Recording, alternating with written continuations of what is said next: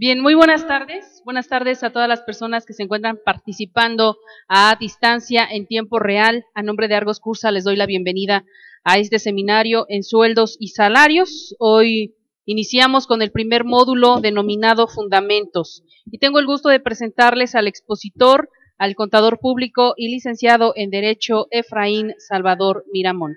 Contador público egresado de la Escuela Superior de Comercio y Administración, Unidad Santo Tomás, licenciado en Derecho por la Universidad del Valle de México, Campus Chapultepec, actualmente es pasante de la maestría en Derecho Corporativo en la Escuela Comercial Cámara de Comercio, perito en Auditoría Forense por parte del Instituto Nacional de Desarrollo Jurídico, ha asistido a diversos cursos de actualización profesional en materia fiscal y de seguridad social, expositor y conferencista a nivel nacional, director fundador del Despacho Contable Fiscal Legal, catedrático en diversas universidades. Además, es conductor del programa Visión Fiscal todos los primer miércoles de cada mes a través de www.argoscursaradio.com. Les pido, por favor, un fuerte aplauso para darle la bienvenida al maestro Efraín. ¿Qué tal? Buenas tardes. Gracias. Bienvenido, Buenas maestro. tardes. Damos inicio y esperamos sus comentarios. Ok. Bien, vamos a iniciar con este seminario de sueldos y salarios. El módulo que nos toca recorrer es el de fundamentos, de sueldos y salarios, la relación de trabajo, la cuestión que se presenta con los salarios, etcétera. En fin, vamos a estar platicando sobre todo lo que concierne al ámbito laboral. Es lo básico en esta situación, de ahí se parte. Si no tenemos una relación de trabajo, pues entonces no existe la retención de salarios, no existe el pago al seguro social, no existe el pago del impuesto sobre nóminas. Por lo tanto, la base para todo ese tipo de impuestos que conocemos, pues es la relación de trabajo. Aquí presenciales somos poquitos, pero ya tenemos también participantes que nos ven a distancia, a quienes pues también saludamos y estamos pues disponibles para sus preguntas, para que nos las hagan llegar vía internet sin mayor problema. ¿Ok? Bien, la relación de trabajo. Vamos a estar participando, o vamos a estar planteando la situación desde el siguiente aspecto. Nosotros generalmente tenemos conceptos como salario, como trabajador, como indemnización, como liquidación. Por otro lado tenemos al patrón, aspectos de la subcontratación, etcétera. Son conceptos que nos suenan en el ámbito laboral y que muchas veces los retomamos, los tomamos o los consideramos para el efecto fiscal y decimos que si hay un outsourcing, que si hay comisionistas, que si los asimilables son o no para el seguro social, etcétera. Una serie de circunstancias que se toman en cuenta partiendo de esta situación, de estos conceptos. Y muchas veces la situación es que esos conceptos no los tenemos claro en el ámbito laboral y por lo tanto para reflejarlos en la cuestión fiscal, pues resulta un poco confuso en algunas ocasiones. Pero como todo, la relación de trabajo tiene un inicio. Tenemos por un lado a un ente que se llama patrón. Del otro lado tenemos a otro elemento que es el trabajador. Dentro de ellos se vinculan a través de una relación de trabajo, una relación laboral, y esta relación laboral tiene consecuencias. ¿Ok? Estas consecuencias o dentro de este aspecto tenemos lo que son los salarios, las obligaciones y los derechos. Entonces, si nosotros partimos conociendo el inicio de la materia laboral, cómo se conforma, cómo se da desde sus inicios la relación entre el patrón y el trabajador, podremos observar consecuencias de esta relación. Yo no genero una relación de trabajo con la finalidad de pagar un salario. Esa no es lo que persigue. No genero o no se da el nacimiento de la relación de trabajo con el pago de las vacaciones. Esa no es su finalidad. Esa es una consecuencia natural de la relación de trabajo. Por lo tanto, si yo conozco este aspecto del ámbito laboral, podré conocer sus consecuencias. Yo no estoy impedido, por ejemplo, en el ámbito fiscal, a comprar y vender. Nada me lo prohíbe. Yo puedo ejercer el comercio. Puedo ser un comerciante, puedo establecer una papelería y con base en ello comprar y vender. No tengo mayor problema. Una de las consecuencias de la compra-venta de la papelería, ¿cuál es? El pago de impuestos. Es una de las consecuencias, mas no compro y vendo con la finalidad de pagar impuestos. No, compro y vendo porque esa es mi operación, esa es mi función, brindar servicios o bienes al mercado. Esa es mi función. Una consecuencia de esas, que tiene esta operación, es el pago de impuestos. Una de las consecuencias es cobrar el IVA. Una de las consecuencias, si yo vendo un producto altamente calórico, es pagar el impuesto especial o cobrarlo, causarlo. Pero son consecuencias, no es la naturaleza en sí. Entonces, lo primero que tenemos que observar es, yo me encuentro en una relación de trabajo para que entonces se puedan dar estas obligaciones, estos derechos, dentro de ellos lo que conocemos como salario, o no se da. Porque yo no puedo contratar a una persona con una naturaleza independiente, por ejemplo, un abogado que le cubra honorarios y que venga y me cobre vacaciones. Oye, pero tú no realizas no tenemos una relación de trabajo contigo, no hay una subordinación. En consecuencia, no tengo la consecuencia de tenerte que pagar vacaciones. ¿Observamos? Primero necesito generar la connotación en dónde se desarrolla el ámbito laboral, cuáles son sus conceptos, cómo se integran, cómo se relacionan, para después pasar a conocer sus consecuencias. Y entonces, si yo no conozco la relación de trabajo natural como debe de ser, entonces no puedo tener una consecuencia. Tú no te casas con la finalidad de tener hijos.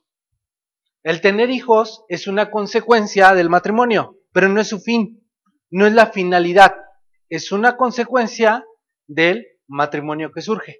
Entonces, tengo que ubicarme si se trata de una situación que da nacimiento o si se trata de una consecuencia de la relación que se esté dando. Yo tengo la obligación de capacitar a mis trabajadores, pero esa es una consecuencia de haber o de mantener una relación de trabajo. Yo tengo la obligación de tener que cubrir el aguinaldo. Sí, pero es que previo a ello tengo que una relación de trabajo. Entonces, si se manifiesta la relación de trabajo, deberá haber consecuencias.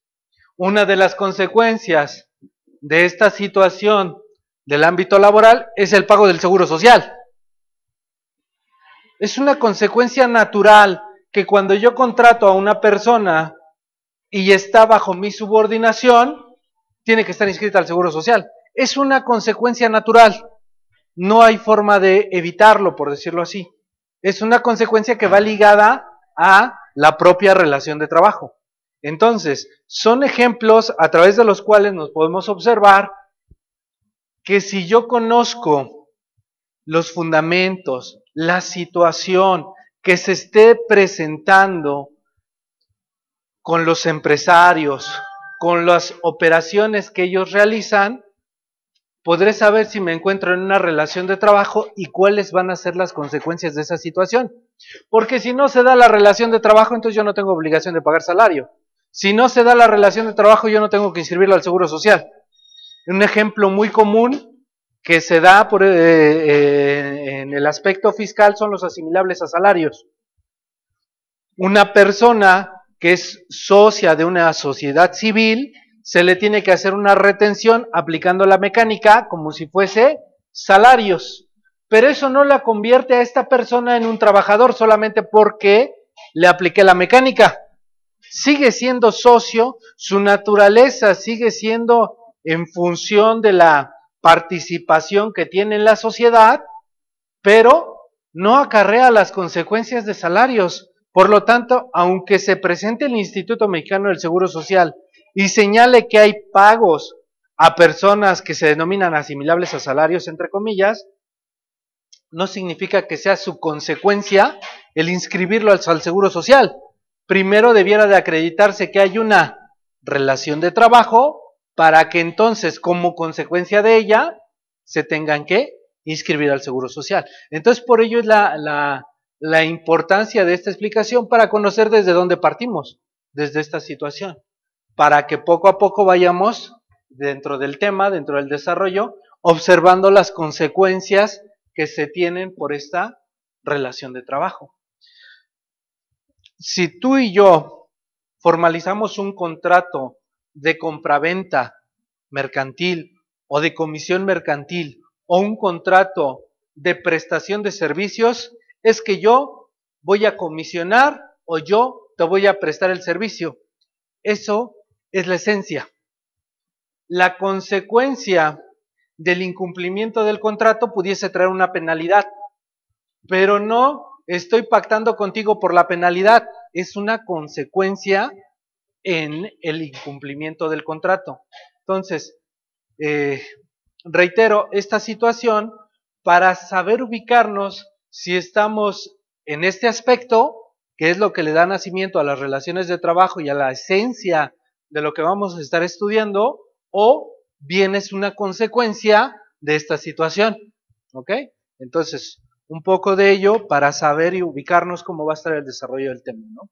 ¿Ok? En este sentido, pues el artículo primero constitucional establece que queda prohibida la discriminación motivada por origen étnico, nacional, de género, de edad, las discapacidades, cualquier condición social o cualquier otra situación que atente contra la dignidad humana. La discriminación está prohibida en México. Por otro lado, también está prohibida ¿qué? La esclavitud. ¿La esclavitud qué significa? Estar sometido a la subordinación de alguien, estar bajo las órdenes de alguien, pero sin la retribución, sin el pago del salario. Acaban de pasar las vacaciones y toda la época de Semana Santa. Y todos felices, contentos cuando llegó Pascua.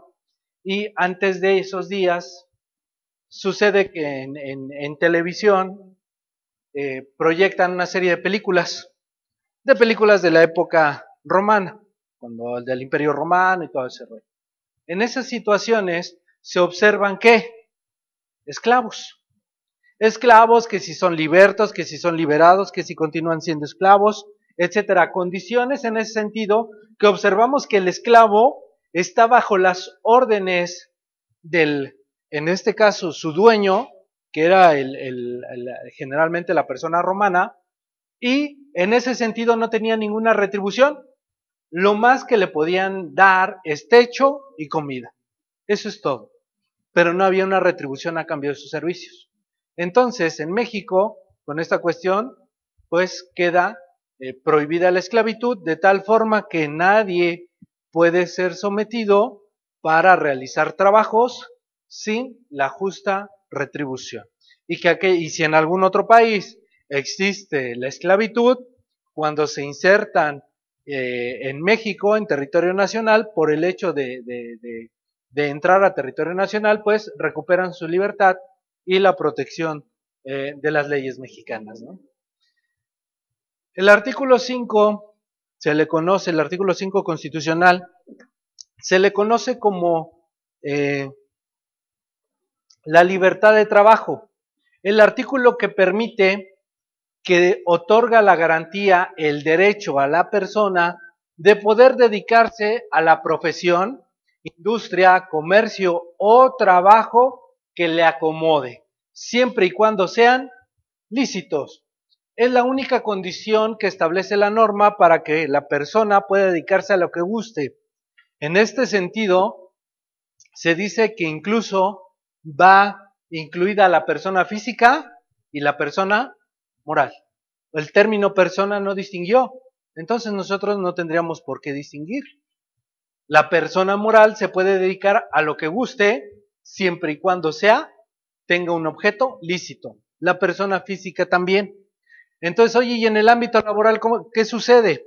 Bueno, si una persona forma parte de una banda de delincuentes y hay alguien que tiene que seguir órdenes, pues no está protegido por el ámbito laboral.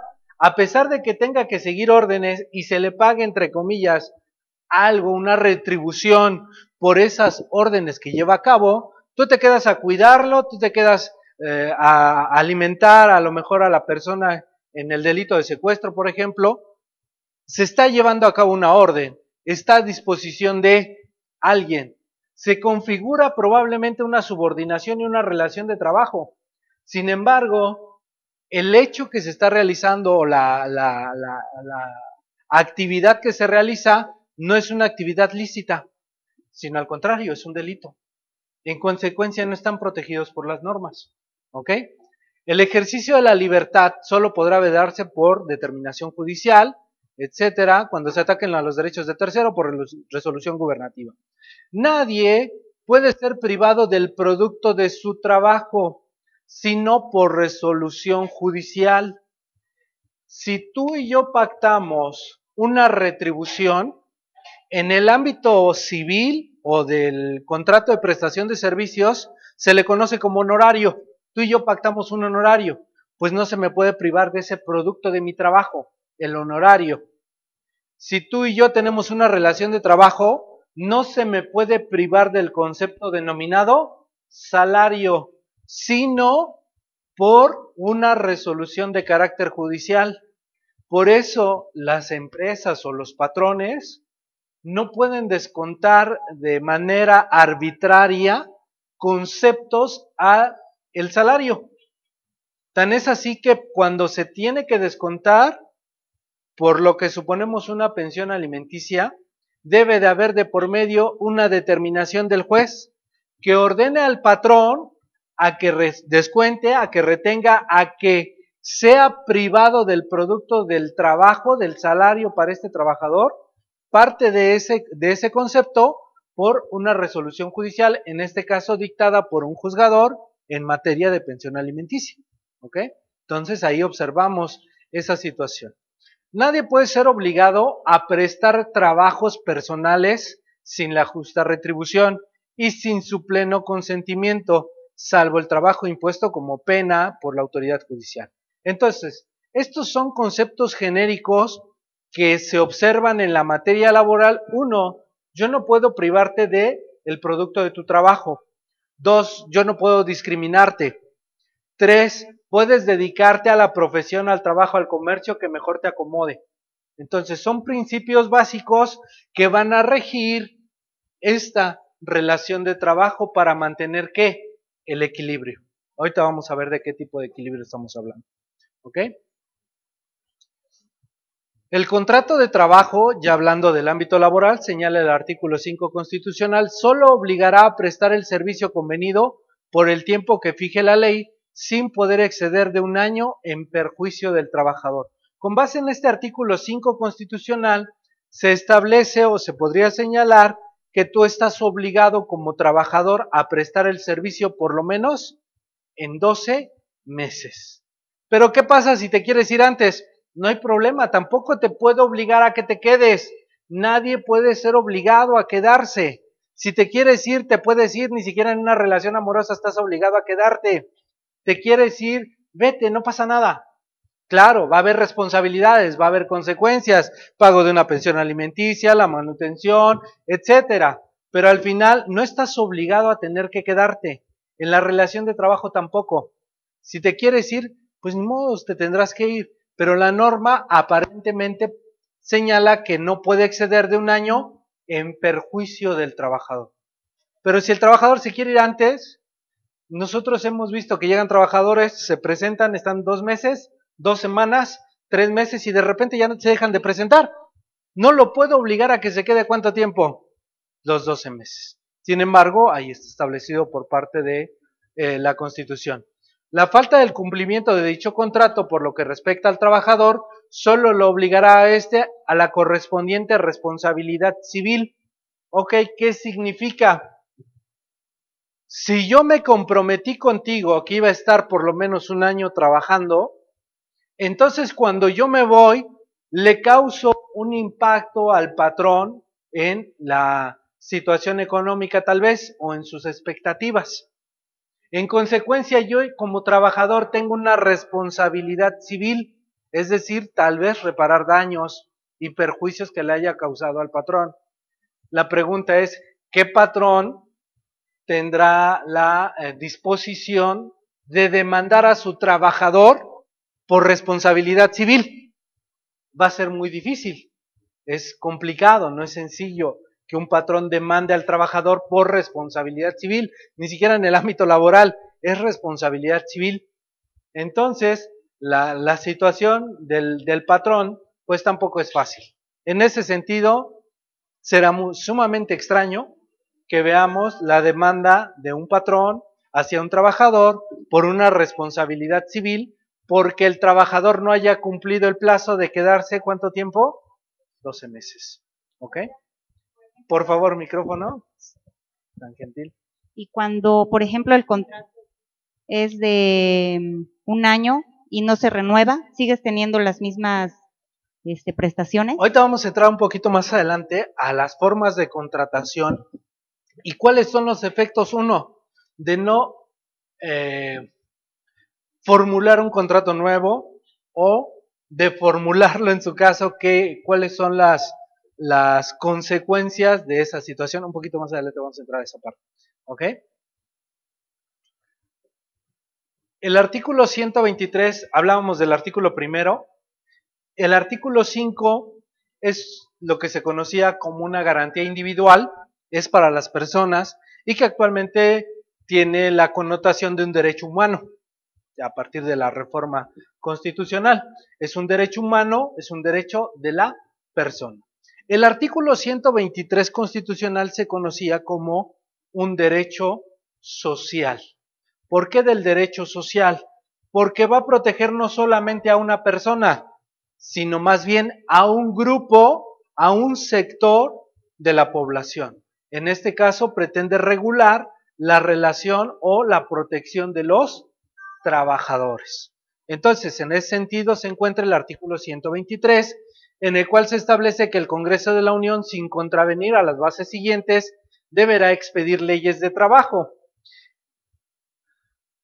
Esta Ley Federal del Trabajo que ustedes tienen, o que se conoce, tiene una antigüedad, pues ya, de algunos años, 1970. Es esa Ley Federal del Trabajo. De 1970 a la fecha, realmente ha tenido dos modificaciones sustanciales, esenciales. Ha tenido algunas otras reformas, pero han sido mínimas. Pero hay dos reformas sustanciales, una que fue en 1981, en los años 80, que se refirió al ámbito procesal, es decir, a las demandas, a las contestaciones, a todo el proceso laboral, al litigio laboral, por decirlo así. Y la otra gran reforma fue la que se dio en 2012, cuando surge la forma de contratación nueva, las jornadas mínimas y algunos otros cambios respecto del ámbito laboral ya esencial, entonces, las cuales vamos a estar tocando también. Esas son las dos grandes reformas que ha tenido la ley. Antes de esta ley de 1970 existía la anterior, que si no me equivoco fue de 1931, es decir, que en el ámbito social o en el ámbito jurídico, solo hemos tenido dos leyes federales del trabajo. En cambio, si te pregunto cuántas leyes del impuesto sobre la renta hemos tenido, pues vas, oye, ya se cambió en tal fecha, en tal fecha, en tal fecha, y la más reciente, ¿no? 2013. Se publica la reforma que entra en vigor a partir del 2014. Entonces, la ley de renta vemos que se ha estado reformando continuamente y se abroga una y surge una nueva, ¿no? En materia de la Ley Federal del Trabajo realmente hemos tenido dos leyes federales. Antes de estas leyes federales que existían, imagínate una ley por cada entidad federativa, de tal forma que que existían 32 leyes que regulaban la materia laboral en cada entidad. Por lo tanto, se determinó, en lugar de que cada estado regule el ámbito de trabajo, mejor sea el Congreso de la Unión quien determine cómo se va a relacionar y a regular esta situación de las relaciones de trabajo. ¿Ok? Entonces, el apartado A es al que nosotros vamos enfocados y que se da en la relación entre los obreros, jornaleros, empleados domésticos, artesanos y de una manera general todo contrato de trabajo, es decir, los que centralizamos como de la iniciativa privada. ¿Por qué? Porque los del apartado B se refieren a trabajadores que tienen una relación con el Estado. Entonces, nosotros vamos a referirnos al 123, que es una norma social que pretende equilibrar la situación entre el patrón y el trabajador que comparten los medios de producción. Si recuerdan las pláticas de economía o de macroeconomía, microeconomía, los factores de producción, tierra, trabajo y capital, en sí el patrón, ¿cuántos tiene? Tierra y capital. Y el trabajador solo tiene su trabajo. A fin de tratar de equilibrar esa situación, es que surge la Ley Federal del Trabajo buscando que el trabajador no se encuentre desamparado al, por la parte del patrón, contar con la tierra y sobre todo con el capital. ¿Ok? ¿Qué es este 123 constitucional? Va a marcar principios generales en materia laboral. Son principios generales. El principio se encuentra en el marco constitucional, pero su desarrollo, el desarrollo, lo encontramos en la Ley Federal del Trabajo. Es como vamos a los cursos. Hay un temario, hay una lista de lo que se va a tratar, pero ya en el material viene el desarrollo. Sucede lo mismo. En la Constitución están los principios rectores del ámbito laboral y el desarrollo de esos principios se encuentra dentro de la Ley Federal del Trabajo. Ejemplo, la fracción primera, la duración máxima de la jornada de trabajo, ¿de cuánto es? 8 horas.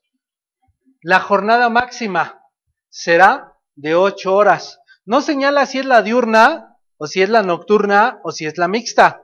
Pero la siguiente fracción sí nos señala que la jornada máxima de trabajo nocturno será de 7 horas. Ah, entonces hay una jornada nocturna de 7 horas. Por lo tanto, la máxima de 8 horas no es para la nocturna. A contrario sensu, es para la jornada diurna.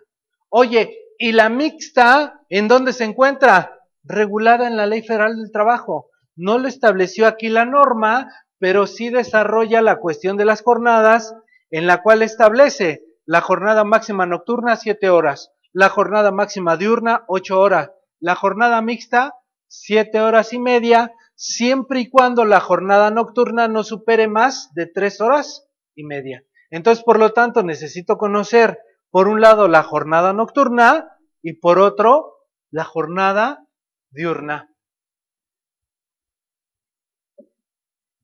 Si un trabajador comienza su labor, llega a la empresa a las 6 de la mañana, ¿es jornada nocturna o jornada diurna? ¿Qué supondríamos? ¿Jornada nocturna o jornada diurna? Pues probablemente sea la diurna, es ya a las 6 de la mañana. ¿Y qué pasa si el trabajador entra a las 5 de la tarde y se va a las 8 de la noche? ¿Sería nocturna o sería diurna?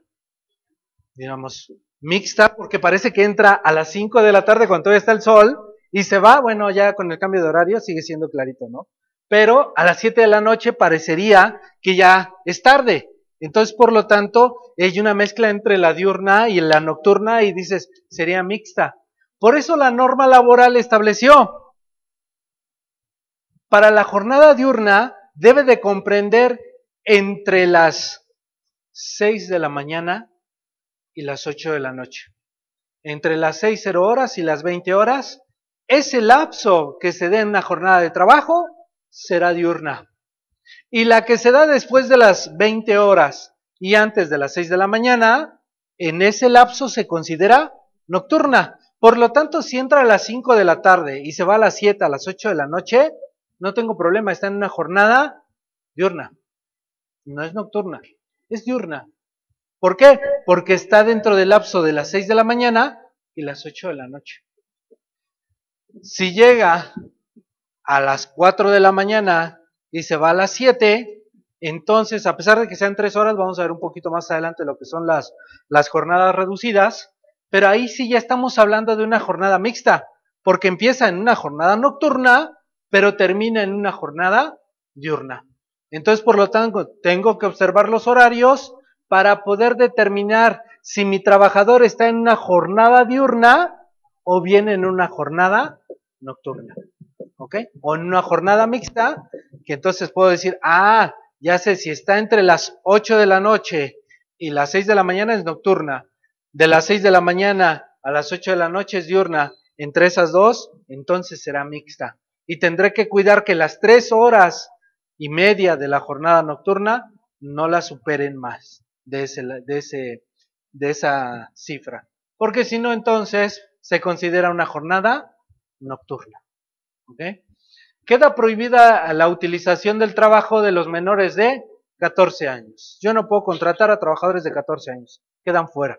¿Ok? Por cada 6 días de trabajo se tiene uno de descanso. Es el principio constitucional. Por cada 6 días de trabajo, tú tienes derecho a uno de descanso. ¿Acaso la Constitución señaló que el descanso tiene que ser en día domingo? ¿La Constitución no lo señaló? La Constitución, oye, yo cumplo con el ámbito constitucional si tú trabajas los 6 días y descansas el miércoles. ¿Estoy cumpliendo con el ámbito constitucional? No señaló que tendría que ser en domingo. ¿Qué norma señala el domingo? Cuando la Ley Federal del Trabajo trata de desarrollar o desarrolla más bien ese principio, entonces es donde establece. Se preferirá que el descanso, se buscará que el descanso de los trabajadores sea en día domingo. Pero no lo establece la Constitución, lo establece el ámbito de la Ley Federal del Trabajo y es lo que vamos a estar desarrollando. Primero el principio general y luego cómo se desarrolla ya en el ámbito de la Ley Federal del Trabajo ese principio. ¿Ok? Las mujeres durante el embarazo no realizarán trabajos que exijan un esfuerzo considerable y signifiquen un peligro para la salud en relación con la gestación. Gozarán forzosamente de un descanso de 6 semanas anteriores a la fecha fijada aproximada para el parto y 6 semanas posteriores al mismo. ¿Cuántos días tiene una semana? 7. 6 semanas por 7 días de cada una de ellas, ¿cuánto equivalen? 42 días. Por eso de ahí los 42 días antes y los 42 días después, buscando cumplir con el marco constitucional. ¿Ok? Los salarios mínimos que deberán disfrutar los trabajadores serán generales o profesionales, por eso tenemos dos catálogos. El catálogo mínimo profesional por área geográfica o el salario mínimo profesional dependiendo de la actividad que desarrolle el trabajador. Si es zapatero, costurero, secretario, etcétera, existen salarios mínimos profesionales, ¿ok? Señala la norma, para trabajo igual deberá corresponder salario igual, para evitar ¿qué? La discriminación. El salario no se fija por la persona que va a utilizar el puesto, el salario se fija por las actividades que se tienen que desarrollar en el puesto. ¿Qué actividad va a ser? 1, 2, 3, 4, 5 actividades. Por estas 5 actividades te pago 10,000 pesos. Con eso rompemos con con eso garantizamos la no discriminación. Sea hombre o sea mujer, va a ganar siempre la misma cantidad porque no es en función de la persona que viene a ocupar el puesto, sino de las funciones que desempeña el puesto. Y en ese sentido se establecen los parámetros o tabuladores de los salarios. ¿Ok? El salario mínimo quedará exceptuado de embargo, compensación o descuento. La fracción novena nos establece el pago de la PTU.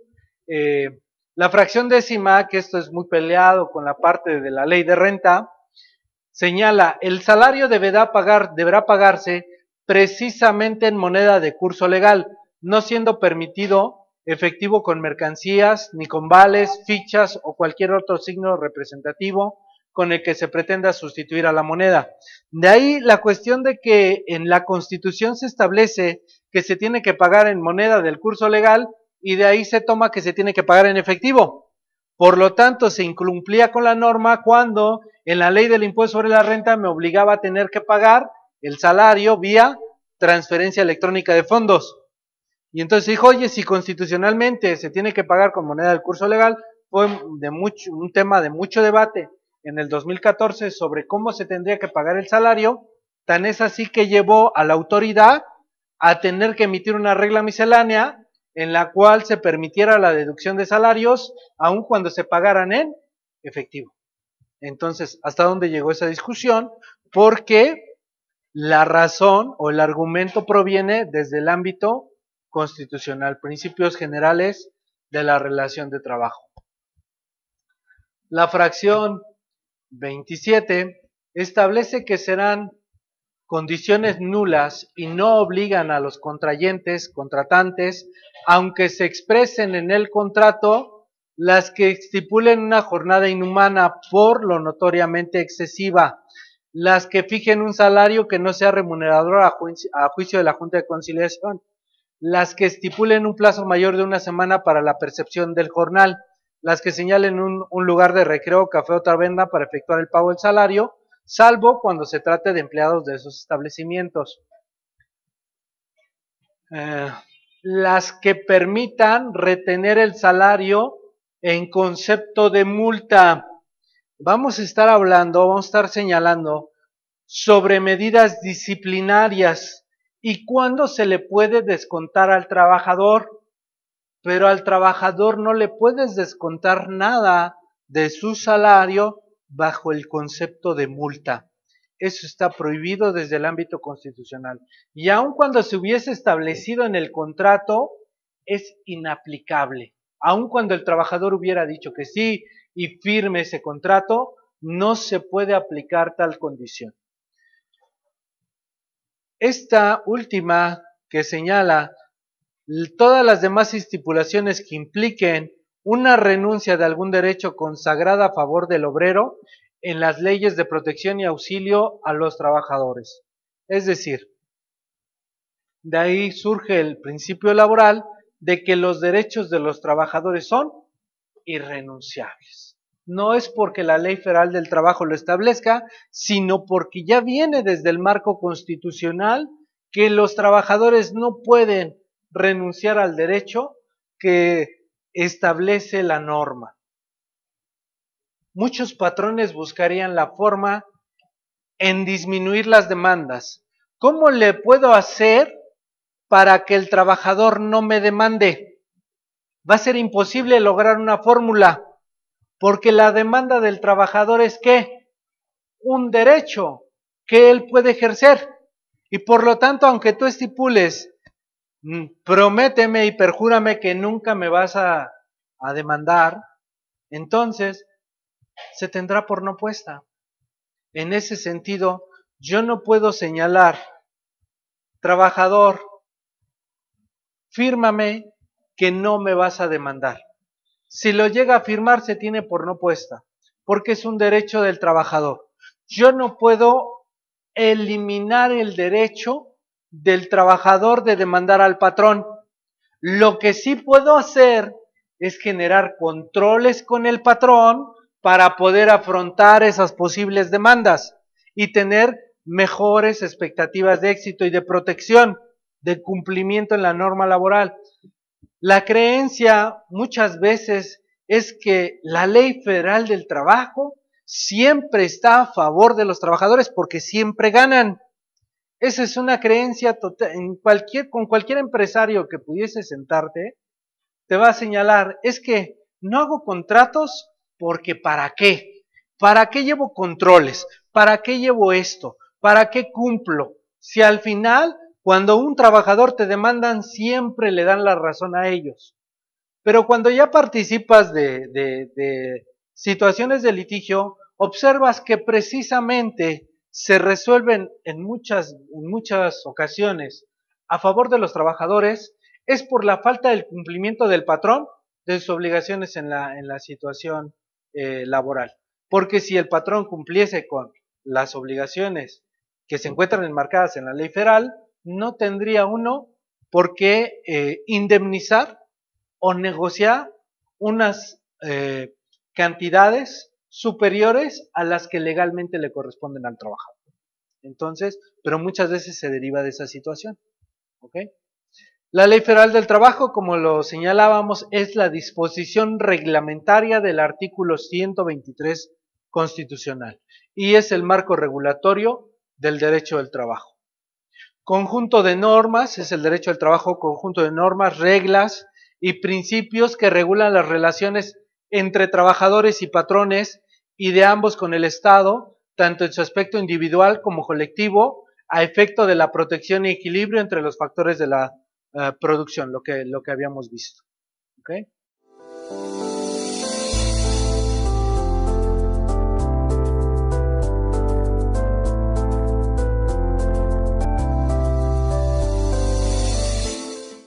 Vamos a continuar con el seminario en sueldos y salarios.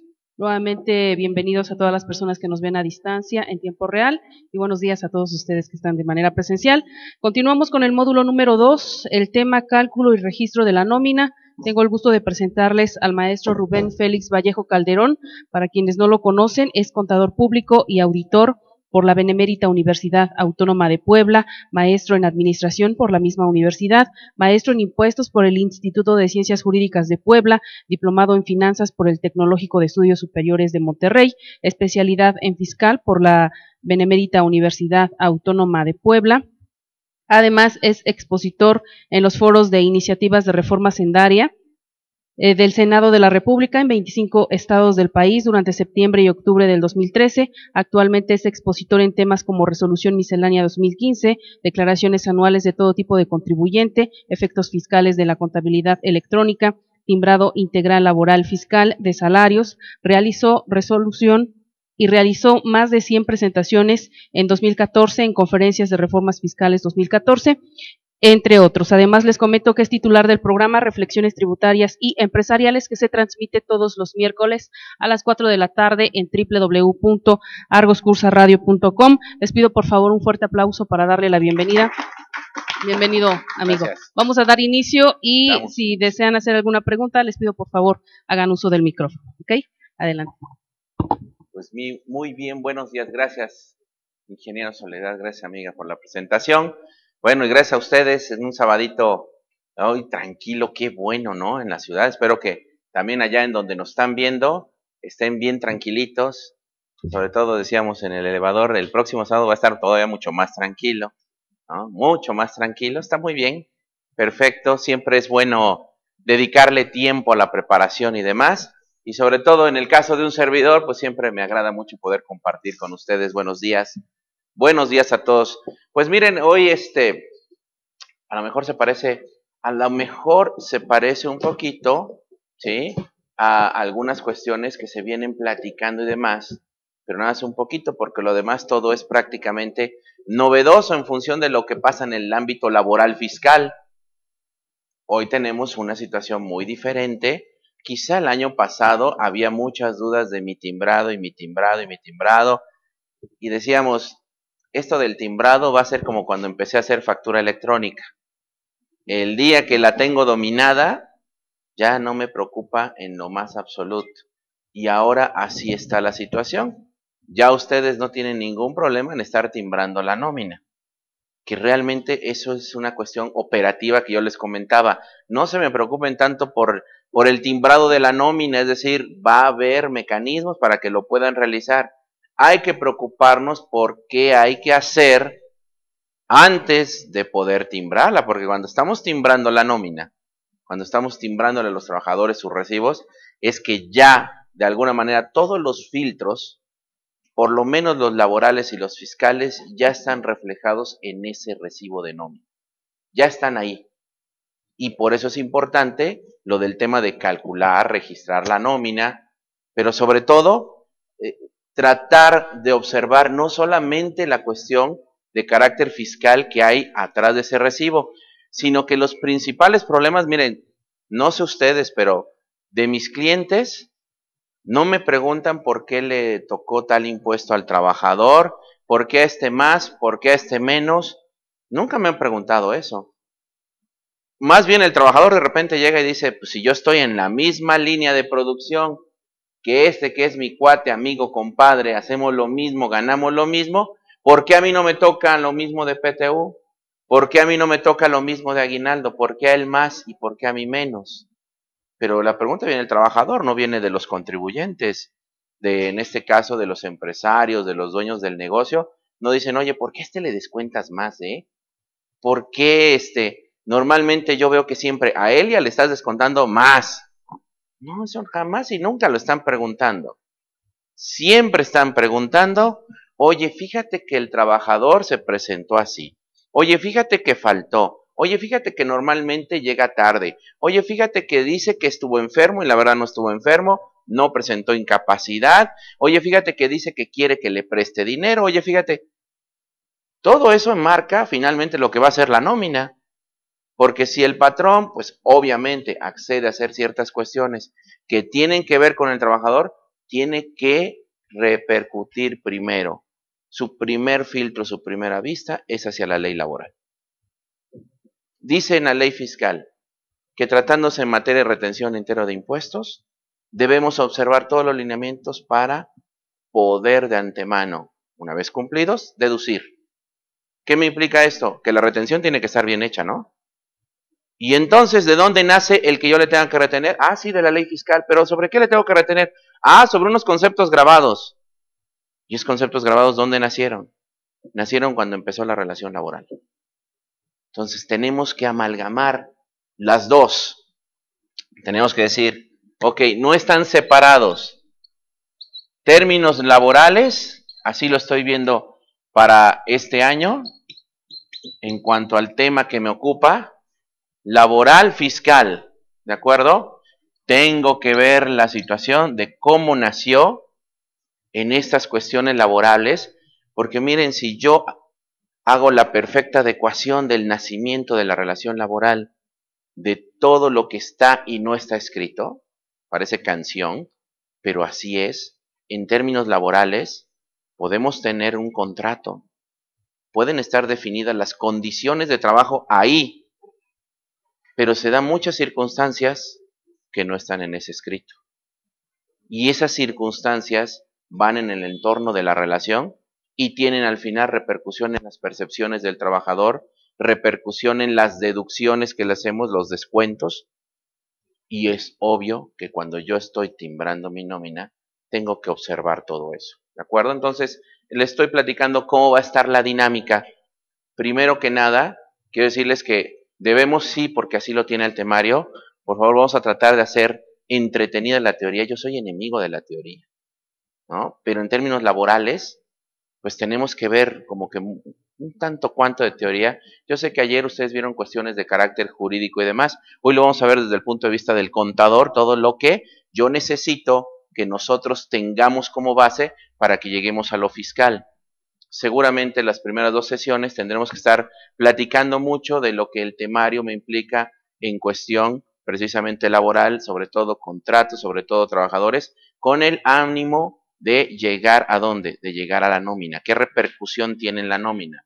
No me meteré en la cuestión de que si ya estás ahí en conciliación, bueno, podemos platicar algunas cosas que hemos vivido, porque desde el punto de vista contable también son interesantes, es decir, desde el punto de vista de contador, ya ven que hay clientes de nosotros que creen que nosotros somos todólogos, ¿no?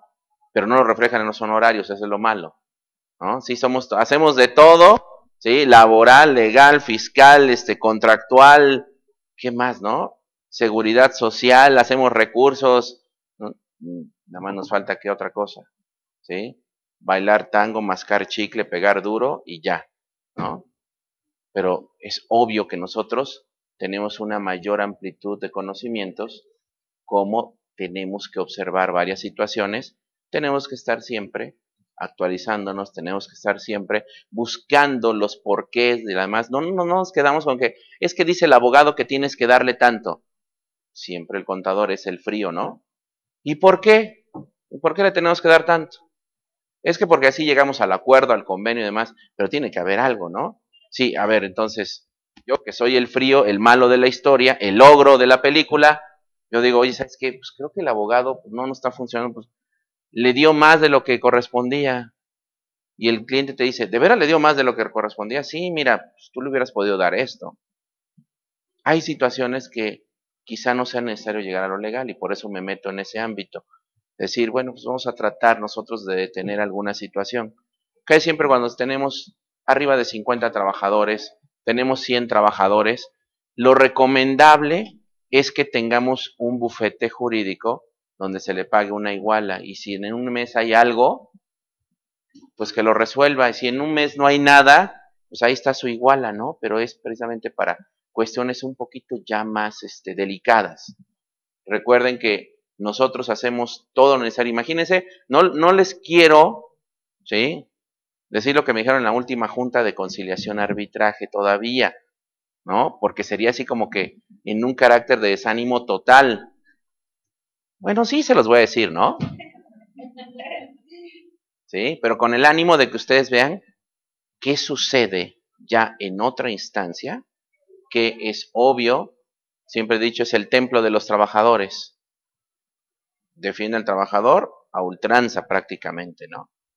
Todo lo que yo hago, ¿sí? Dice esa junta de conciliación que no sirve de nada. ¿Por qué no sirve de nada? Dice, sí, porque todo lo que tú haces es interno. Todo es interno. ¿Quieres que tenga validez? Ven acá y hazlo acá. Digo, oye, ¿sabes qué? Pues yo, hasta donde yo sabía, lo único que tenía que hacer acá en la junta era cuando pues ya nos decíamos adiós el trabajador y yo, y con eso pues, tú dabas fe de que estaban de acuerdo los dos y a partir de ahí no había ninguna reserva por parte de ninguno de los dos con respecto a que posteriormente hagamos algo. Eso sí, pero me estás diciendo que, o sea, prácticamente, oye, contrato 100 trabajadores, tengo que venir aquí a firmar para que tú sepas que ya los contraté, se me hace ridículo. Se me hace totalmente ridículo. Pues ese tipo de situaciones las vamos a encontrar. ¿Qué significa? ¿Por qué se los platiqué? Porque yo sé que a lo mejor en algún punto nos pueden decir, no, pues es que todo eso fue privado. Sí, pero nos están hablando del carácter que tuvo en la relación con el trabajador. Pero créanme que todo lo que vamos a hacer, todos esos soportes nos van a funcionar, nos van a servir como una medida de prueba. Siempre en conciliación, el que tiene la carga de la prueba es el patrón. Cualquier trabajador puede llegar a decir, yo trabajé con Félix 10 años. Y su dicho, basta. Y entonces llega Félix y Félix dice, no, pues ¿sabes qué? Ni lo conozco. Pruébalo. O sea, yo lo tengo que probar. Él no tiene que probar que trabajó 10 años conmigo. Yo tengo que probar que él no trabajó conmigo. ¿Se dan cuenta de las circunstancias? Entonces, por eso los documentos que nosotros vamos a generar en el entorno de la nómina sí van a ser muy importantes. Muchas cuestiones las hacemos no por escrito, las hacemos de carácter verbal. Vamos a ver el impacto que tiene hacer todo eso de carácter verbal. Creo que vamos a cambiar toda esa adecuación. Vamos a respaldar bien todos nuestros recibos de nómina con todo lo que vamos a platicar en esos términos laborales y fiscales. ¿Ok? Entonces acuérdense, nuestro último punto es, ahí ya está mi recibo, prácticamente. Pero ese recibo nosotros vamos a pasar por las prestaciones, ¿sí? Las que están en Ley Federal del Trabajo, las que no están en Ley Federal del Trabajo, por esos cálculos que cada una de ellas tiene, vamos a pasar por los filtros de los deducibles, vamos a pasar por el filtro de los requisitos, pero vamos a soportarlo con la cuestión laboral. ¿Okay? Esa es la dinámica en esto. Bueno, dice ahí, nómina. ¿Seguimos haciendo nómina? Sí, ¿verdad? Seguimos haciendo nómina. La nómina existe, nada más que para efectos fiscales, ¿qué pasó con la nómina?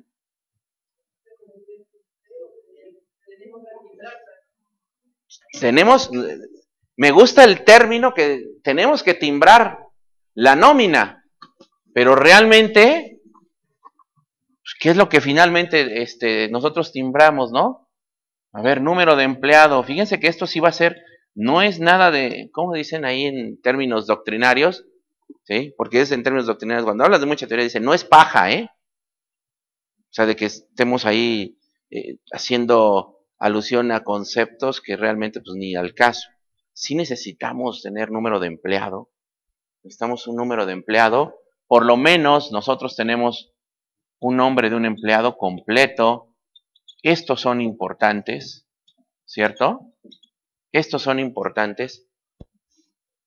Y después de ahí nosotros vamos a unas percepciones y unas deducciones. La nómina es de carácter laboral, pero ya la adecuamos a carácter fiscal, ¿no? Porque nosotros prácticamente estamos mezclando, sí, el término percepciones viene de lo laboral, pero el término deducciones viene del ámbito fiscal. ¿Ya vieron cómo estamos ahí como que mezclando? Si fuera estrictamente laboral, serían percepciones y descuentos, vámonos. Y si fuera en términos puramente fiscales, no serían percepciones, serían ingresos. Para la ley fiscal, pues sí, está bien que tú consideres que hay percepciones que recibe el trabajador, para mí se llaman ingresos, y sí se llaman deducciones. Pero como que ya estamos haciendo una mezcla, les pongo este ejemplo para que vean lo que yo les dije en un principio. Vámonos con lo laboral y lo fiscal, ¿sí o no?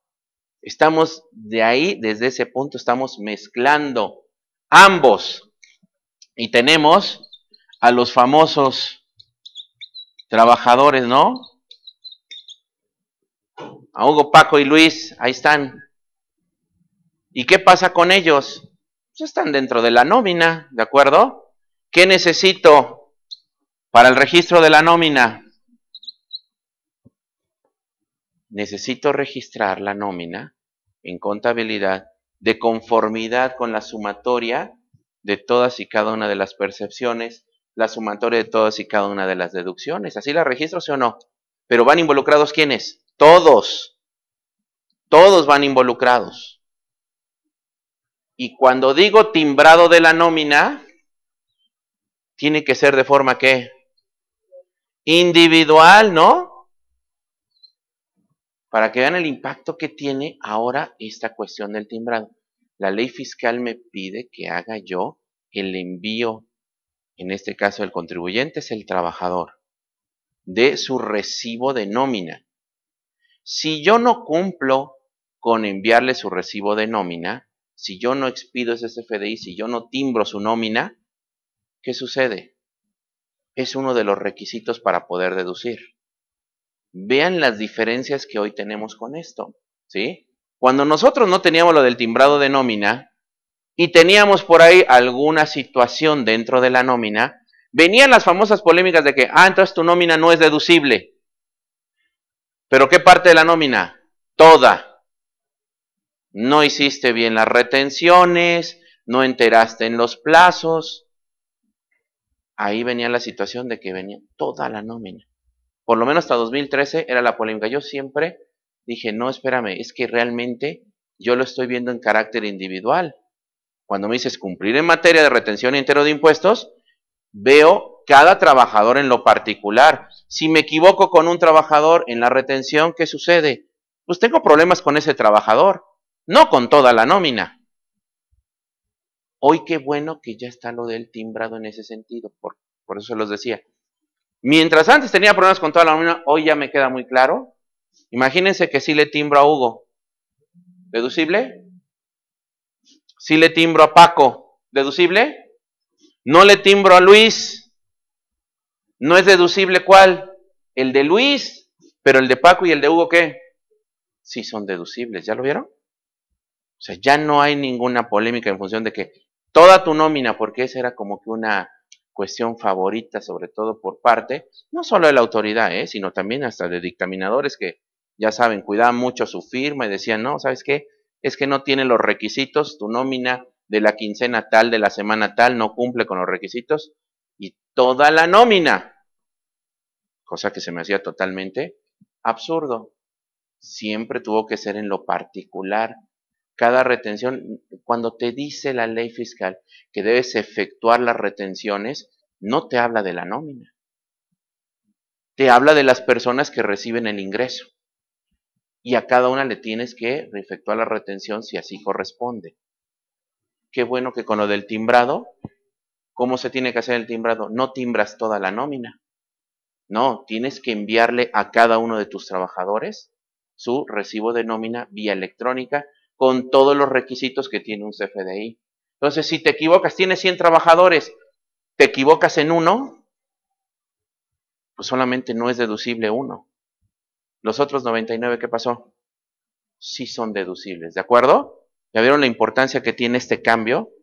Ya no tiene que haber ninguna polémica, ¿de acuerdo? Ninguna. Seguimos todavía por ahí teniendo, ya lo platicaba en su momento, seguimos teniendo todavía ahí la situación de que es que si no presentas la informativa, bueno, ya platicaremos qué pasa con lo de la informativa, cómo tenemos que hacerle. Pero así está. Esta es, en principio, lo que tenemos que entender como nómina. Ya se quedó como un documento solamente que me sirve para registrar contablemente. ¿De acuerdo? Lo registro contablemente. Bien es cierto que uno de los requisitos dice, deben estar debidamente registrados en contabilidad, ¿cierto? ¿Cuál es el problema si yo me equivoqué con algún trabajador en la retención? ¿Cuál es el problema si no timbré alguno? Yo contablemente registré la nómina, pero ahora sí puedes quitar las partes en donde no cumplí con requisitos para que no fuese deducible. Yo sí registré todo. Porque contablemente, ¿qué es? Contablemente debe de observar para su registro algún requisito fiscal. Díganme ustedes. Cuando yo veo así la nómina y dije, ya no timbré Luis, y estos son mis totales de la nómina, ¿qué debo registrar en contabilidad? ¿Quito a Luis? ¿Verdad que no? Por eso digo, sí está debidamente registrado en contabilidad, porque dentro de ese registro está Hugo y Paco. ¿Sí? Luis no le timbré, está bien, de acuerdo. Pero ¿qué crees? Mi contabilidad es financiera. Y ese dinero sí se lo pagué a Luis. Y ese dinero sí lo incurrí, por lo tanto va a mis resultados. Entonces sí hice, de acuerdo, el tratamiento contable correspondiente. Ya después de eso vendría el aspecto, les decía yo, fiscal, ¿no? Entonces, eso es lo que engloba. ¿Seguimos haciendo nómina? Seguimos haciendo nómina. ¿Seguimos registrando nómina? Sí. Ya para los requisitos fiscales lo vemos en el plano individual. Sí me sirve este documento, ya sea semanal, ya sea quincenal, ya sea mensual, para que yo lo lleve precisamente a mis resultados. Dice ahí que aparece el detalle del salario, aquí, y las prestaciones que recibe, todas las percepciones junto con las deducciones que se le practican a dichos salarios. Y ahí señala, bien sea por descuentos obligatorios marcados por la legislación vigente. ¿A qué legislación se está refiriendo? ¿La ley fiscal me dice que tengo que hacerle descuentos a los trabajadores? Sí, siempre y cuando exista retención, es decir, lo que generó dé lugar a una retención de impuestos sobre la renta, sí. Pero otro tipo de descuentos no los maneja la ley del impuesto sobre la renta. Esos otros descuentos, ¿dónde están marcados? En la Ley Federal del Trabajo. Y tenemos que observar hasta qué punto podemos ejercer esos descuentos, porque nos podríamos meter en problemas, ya que si ustedes le quitan al trabajador algo que no corresponde, se involucran las normas protectoras del salario. Y ya saben que cualquier situación así de carácter sensible hace que tengamos problemas con ese trabajador. ¿Ok? Bueno, muy bien. Entonces, eso es lo que vamos a ver. Ahora sí, aquí está lo de los recibos de la nómina. ¿Cuál es la dinámica que vamos a ver en su momento con los recibos de la nómina? Pues todos los atributos que el SAT nos encomendó. ¿A través de qué? Pues a través de su página, ustedes saben, se meten al rubro de facturación electrónica, y cuando está en el rubro de facturación electrónica, hay una parte que dice, patrón, conoce los requisitos que debe tener tu nómina. Le das clic, entras a esa sección, y entonces te salen unos catálogos que debes observar para utilizar las claves correspondientes dentro del timbrado. Pero asimismo también te aparece, ¿sí?, todos los atributos, tanto en este momento requeridos como opcionales, que debieran tener tus recibos de nómina. Todo eso enmarca lo que tienen los recibos de nómina. La ley fiscal es la que nos encomendó esta parte, dice, expedir y entregar comprobantes lo tienen que hacer. ¿Quiénes? Y no se meten en problemas. Ahorita platicamos de eso. ¿Quiénes hagan qué? Pagos. ¿Quiénes hacen los pagos? Se supone que los patrones.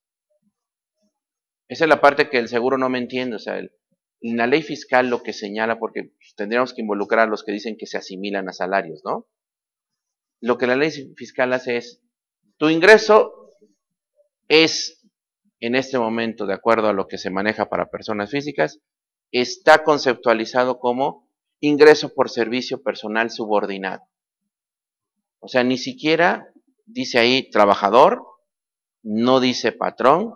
Lo único que la ley fiscal quiere es que si existe un ingreso por este medio, haya alguien que pague el impuesto. ¿No? No se mete en esos problemas. Porque dice, ahora resulta que después me van a decir que el ingreso no es ingreso porque no se llama patrón, porque no se llama trabajador. Entonces no me interesa. Dice, quienes hagan los pagos. Persona moral título 2, persona moral título 3, persona física de cualquiera de los capítulos, que tenga que un trabajador. ¿Régimen de incorporación fiscal? ¿Podría entrar en ese concepto? Claro. Por eso les decía, no se mete en problemas. Dice, quien haga los pagos, no te voy a decir qué tipo de contribuyentes, no te voy a decir excepto, solamente basta que efectúen los pagos. No te conceptualizo al patrón. Dice, tendrán las siguientes obligaciones. La primera es la de la retención, la primera fracción. La segunda es la de efectuar el cálculo anual. Yo estoy aquí con la tercera, que es el tema que nos ocupa. Dice, expedir y entregar comprobantes fiscales a las personas que reciban pagos por los conceptos a que se refiere. Y ya englobó ¿qué? Todo el capítulo, todo. Empezamos este capítulo diciendo, pues los asalariados están aquí.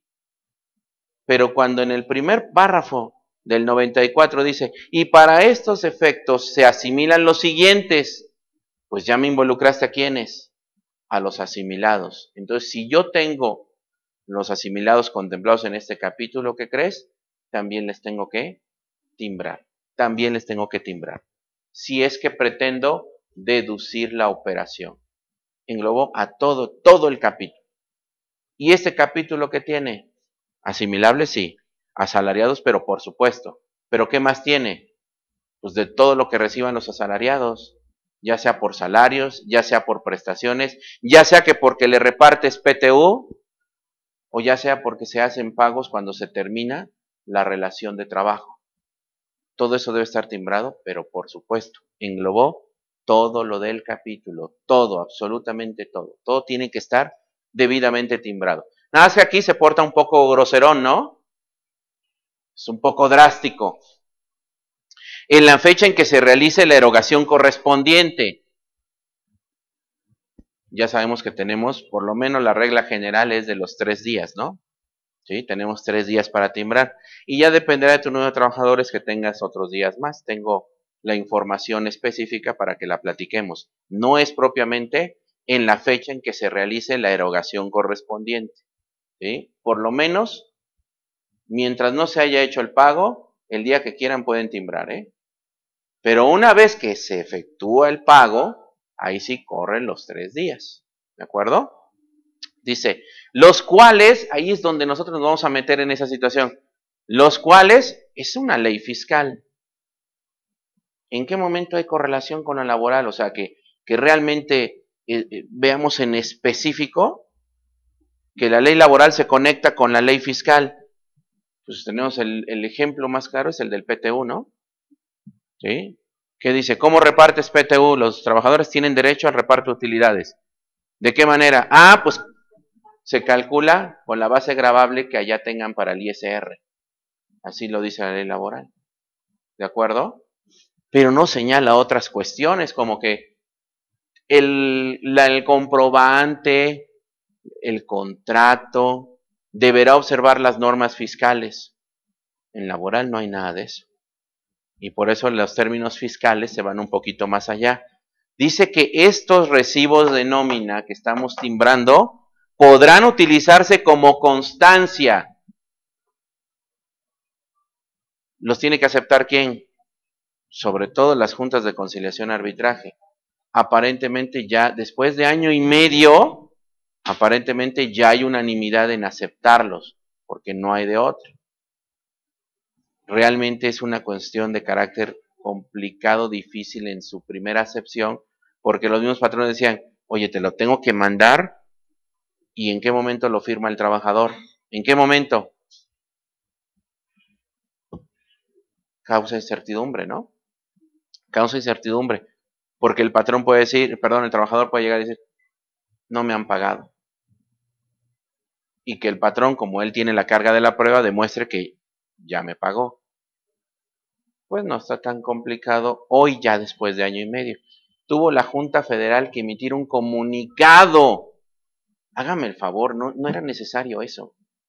Un comunicado para que aceptaran como medio de prueba al patrón, aceptaran, ¿sí? Los comprobantes, tanto en XML como en PDF. ¿Ok? Nada más que el problema del patrón, pues no fue tanto lo del recibo de la nómina. Fue que los trabajadores, los angelitos, muchos de ellos, no tienen correo electrónico. ¿Y a dónde te lo mando? Porque ahí no está previendo que tú digas, bueno, yo te lo imprimo y lo firmas, ¿no? Dice ahí que se lo tienes que enviar, ¿no? ¿Qué fue lo que se creó? Pues se creó un correo global, ¿no? En donde los que no tenían correo, pero ¿saben qué? O sea, a estas alturas, no por el trabajador, yo sé que hay tipos de trabajadores y no nos vamos a meter en la situación social de México, ¿sí?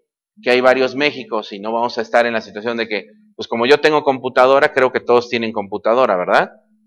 No, tampoco se trata de eso. Sabemos que hay trabajadores que sí tienen un entorno complicado, pero esos mismos trabajadores, de verdad, en su entorno siempre tienen familiares, parientes. Directamente, digámoslo así, sus mismos hijos de esos trabajadores tienen un celular que yo ya quisiera tener incluso. No, en serio. O sea, tú ves, no tiene correo electrónico el trabajador, pero sus hijos tienen un muy buen celular o tienen su tableta o tienen... ¿Sabes qué? Yo lo que necesito es que tú tengas un correo electrónico. Dile a alguien que te ayude para tenerlo.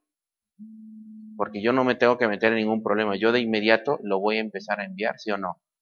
Lo que sí tiene que firmar el trabajador es de su puño y letra poner a qué correo electrónico se lo tengo que enviar. Qué bronca cuando los correos electrónicos son así en claves, ¿no? IKJ2430 medio, quién sabe qué cosas quieren poner. ¿No es así, Osvaldo? Osvaldo en Hermosillo. Ahorita estás tranquilo, Osvaldo, ¿no? Al ratito estás, pero en lo más caluroso del mundo. Entonces son cuestiones que vamos a tener que amalgamar para poder decir, ok, está bien, pues yo no tengo de otra más que timbrarlo, ¿sí o no? ¿Y por qué lo hago? Por una imperiosa necesidad que se llama deducir. Yo por eso lo hago. Porque de verdad no me queda de otra porque tengo que deducir esa partida que le estoy pagando al trabajador. Lo necesito, lo requiero. Ahora, lo demás que me tengo que ajustar, me tengo que proteger en función de qué? Pues de lo que me pidan las leyes laborales. Este es un argumento que yo tengo para decirle a la ley laboral. Mira, dejé de comprar en la mercería de la esquina los recibitos esos amarillos que el trabajador me firmaba. Dejé de hacerlos, ¿por qué? Porque ya no me funcionan para efectos fiscales. Y la ley fiscal, tú peleate con ella. Ella dijo que estos sí sirven. Y así como lo estoy haciendo, sí funcionan. Entonces te tengo que mostrar que cuando yo timbro, ahí está el RFC de quién? Del trabajador. Ahí está en ese recibo. Entonces realmente él sí tuvo la percepción. Él sí recibió. ¿De acuerdo? Entonces son cuestiones que sí nos ponen a correr. Ahora, nuestra visión, ¿cuál debe de ser para con todo esto? Dice aquí, Osvaldo, seguramente lo mandaste la pregunta antes. Dice, después de pagar la nómina, ¿cuánto tiempo tiene para timbrar el recibo? Decíamos, la regla de oro es la de los 3 días, pero permíteme porque más adelante, cuando platique recibos de nómina, te diré que todo depende si tienes de unos 50 trabajadores, más de 50 pero no rebasas 100, más de 100 pero no rebasas 300, tienes días adicionales, Osvaldo. Dice, ¿cómo comprueba el patrón? También manda uno, Osvaldo, que diga que no nos pusimos de acuerdo tú y yo en ningún momento. Este papelito llegó mientras yo platicaba de esto. ¿Cómo comprueba el patrón que entregó el recibo de nómina timbrado? ¿Qué métodos se tienen que usar? ¿No? Bueno, no desgasto mucho esa situación. Lo primero que les digo es, nosotros la certidumbre como patrones que debemos de tener, en este caso nosotros no somos los patrones, pero somos los asesores de esos patrones. Y ellos están esperando de nuestra parte que se hagan las cosas de tal forma que ellos puedan deducir. Otra vez voy con esa situación de que puedan deducir, ¿cierto? Entonces nosotros hacemos todos los mecanismos necesarios para que esas partidas sean deducibles. Lo demás es lo realmente necesario para que demos certidumbre a todo el procedimiento. Y por eso les decía, ¿yo por qué tengo que estar diciendo, ay, vamos a crearle un correo electrónico a los trabajadores que no lo tienen? ¿Yo impuse la obligación de enviarlo por correo? Yo les pregunto. O sea, el malo de la película tengo que ser yo. Van a decir, ay, pobrecitos trabajadores, mira, hay unos que viven en no sé dónde y demás. Sí, entonces, ¿sabes qué? Hubo en empresas donde la asesoría que le dimos es, ok, ¿sabes qué? Créate un módulo ahí en la empresa donde los trabajadores, cuando ya no estén con sus labores, se queden un ratito ahí y ellos mismos creen su correo electrónico. Que haya alguien ahí que les enseñe cómo entrar, cómo salir, punto. ¿Sabes qué? Se acabó el problema. ¿Cómo lo resolvimos? Una cuestión administrativa. Que se quede ahí una persona, vamos a contratar a alguien una semana que les enseñe cómo tienen que darse de alta en correo electrónico. Y ya después, ¿qué tiene que hacer el trabajador? Pues verlo con su hijo, con su hija, con su primo, con el primo del amigo, con no sé con quién, ¿sí? Hasta le va a gustar el asunto, ¿no? Le va a gustar, porque se va a gastar sus 5, sus 10 pesos por irse al ciber y no solamente va a bajar sus recibos. Va a empezar a chatear, va a empezar a enviar cadenas de correo electrónico, si no te vas a morir si no envías 10 y demás. Y todos pasan por eso, ¿no? ¿Sí? Te llevas las sorpresas más increíbles en esos, ¿no? Porque muchos de nosotros decimos, no creo que vaya a morir si no lo mando. ¿No? Sí. Estoy seguro que no. Pero cuando ves quién te lo mandó, es la primera sorpresa que te llevas, ¿no? Y dices, no puedo creer que lo haya mandado. ¿Sí? No puedo creer. Entonces le preguntas, oye, ¿por qué le haces caso a estas cosas? Por si acaso, pues, ¿qué no ves lo que dice ahí? Que la reina Victoria, que no sé quién, que no sé cuándo. Imagínense si eso es con personas de nuestro entorno que tienen una mayor preparación. Ahora imagínense enfrentarnos a todo esto con 2 trabajadores. ¿Es difícil? ¿Es complicado? Las puertas de los departamentos de recursos humanos están llenas de quejas y demás, porque dicen que no les han enviado el correo, no les ha llegado su recibo, y créeme que sí les ha llegado. El problema está en que no sé en qué parte le movieron, le picaron, no sé qué, pero le tiene, la señorita que estuve ahí, o el chico que estuve ahí, el informático, no te enseñó lo que significa una bandeja de correo no deseado, ¿verdad? Tampoco no. Entonces son cuestiones que nos han quitado el tiempo. Nos han quitado mucho tiempo. Y los hemos tenido que resolver de alguna manera. Bueno, ¿cuál va a ser nuestra visión? Esta. Yo estoy hablando en términos laborales y fiscales. Porque si cumplo con los laborales, voy a poder deducir. Y ya si cumplo con los fiscales, estoy casi convencido que con alguna otra dependencia no voy a tener problema. Esta es la visión que hoy tienen los FDI. Los FDIs que se están enviando deberían tener esta ruta, ¿no? O sea, otra vez, estamos hablando de factura electrónica, pero en este caso este CFDI es un recibo de nómina, ¿no? ¿Quién lo genera? el contribuyente, ¿sí o no? El contribuyente que está timbrando la nómina aquí, y este tiene que pasar otra vez ¿por dónde? Por un PAC, ¿cierto? Podría pasar directamente aquí. Pero ya no me han vuelto a hacer esas preguntas, ¿sí? De, oiga, ¿y si lo hago directamente en la página del SAT? Pues buena suerte.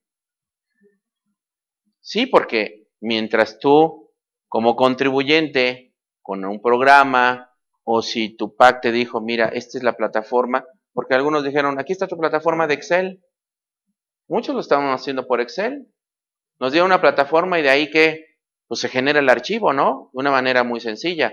Nada más que seguimos haciendo los cálculos prácticamente de forma manual a través de el programa de Excel. Pero porque no tenemos muchos trabajadores. Pero se va guardando la historia, ese PAC te va guardando la historia de todos estos contribuyentes y demás. Pero en la página del SAT, si tú entras esta semana, tienes que dar de alta todo para poder timbrar. Y la próxima semana que quieras otra vez, ¿qué crees? A dar de alta otra vez todo. Entonces, pues desde un principio la sugerencia fue, ¿cuántos trabajadores tienes? 2, éntrale. 3, bueno, pues entran. 5, debes de ser una persona con mucha paciencia. No, en serio, porque sí, el SAT te permite que lo hagas a través de la página, te lo permite. Pero realmente para una empresa que ya tiene, para mí ya 10 o más trabajadores, te lo aseguro que no es el camino, no lo es.